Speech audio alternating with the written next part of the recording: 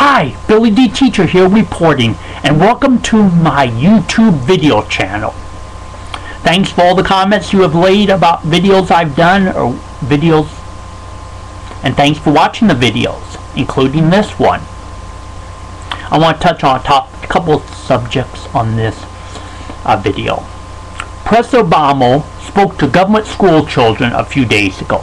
I believe this speech was changed after many of us on the right got upset. The speech ended up being one of stay in school, work hard, respect your teachers, etc.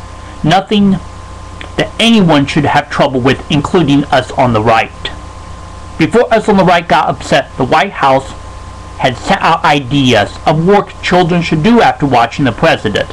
For example, having students write a letter on how they could help the president.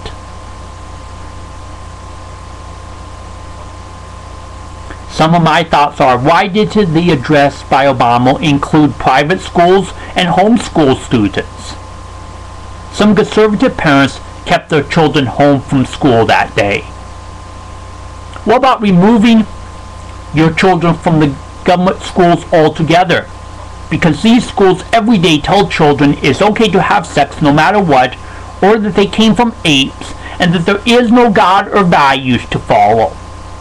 If it feels good, do it, regardless what the behavior is. Yes, there are many good teachers in these schools. I had them. But my point is, do our children belong in a school system which tries to force valueless education down them? But we better not mention anything about God or faith. Yes? I don't know if you're hearing that, but my dog's barking in the background. Sorry about that. But again, I believe the time is to remove our children from the government schools, because every day they are indoctrinated with some of the things I just mentioned. Last Friday night, I had Larry King on CNN, and his show was about the Charles Manson killings. On the show, one of the guests was Deborah Tate, Sharon Tate's sister, who was murdered by the Manson family. My heart goes out to Miss Tate, as it does to anyone who has had a loved one murdered. Susan Atkins, who killed Sharon Tate, has asked to be allowed to go home. She is dying from brain cancer. Deborah said she believes that Atkins should not be allowed out of prison. She has not shown remorse for what she did, Miss Tate said. And here's something Tate said to Larry King.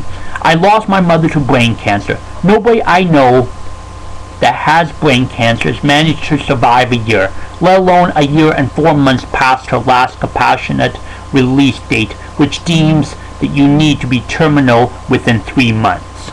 Larry King said. When Tate said, that she's not sorry, Atkins is not sorry for her crime, King said this, she's not. And here's something I got off of a website. Again, my heart goes out to Sharon Tate.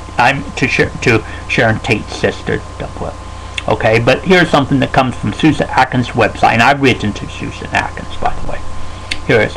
One of the most important things to take from this whole story, and she's talking about Charles Manson and the killings, is that actions lead to consequences. Freedom involves responsibilities. Freedom is a gift and a treasure. That's what I'd like to think young people will take from this story.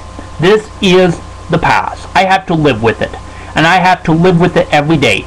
Unlike the reader or the people who seem to think Charles Manson was cool, I can't think about it for an hour or so and then go on with my life. Just like the families and friends of the victims, this is with me every day. I have to wake up every day with this, and no matter what I do for the rest of my life, and no matter how much I give back to the community, I will never be able to replace what my crime took away. And that's not neat, and that's not cool. And I want to apologize once again to the families of the victims. I want to apologize for what my actions and my lack of courage took from them, for the loss they've suffered, and which they continue to suffer.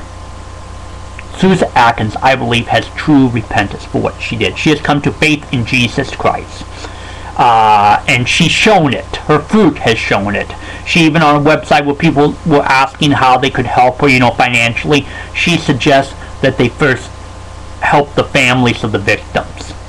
Unlike the murderer who was freed from Scotland, Atkins does have true repentance for what she did.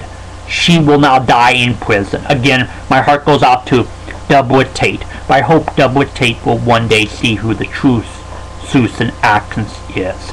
People can be changed by the living God, and Susan Atkins has been.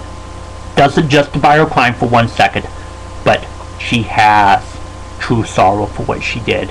So this is a case where mercy should triumph justice. Thanks for watching this video. Have a great one. Any comments you have on either of these subjects, post them. Until next time, I'm BillyDTeacher. I'll see you.